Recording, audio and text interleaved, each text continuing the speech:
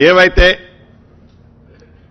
మున్సిపాలిటీలు కార్పొరేషన్లో టైం పూర్తయిందో ఈ మున్సిపాలిటీలు కార్పొరేషన్లు టైం పూర్తయిన 116 మున్సిపాలిటీలు 7 కార్పొరేషన్లు 2996 వార్డులు డివిజన్లు వీటిలో టైం పూర్తయింది కాబట్టి వీలైనంత తొందరలో ఎలక్షన్లు జరపాలని ఆల్రెడీ డెడికేషన్ కమిషన్ నివేదిక ఇవ్వటం జరిగింది.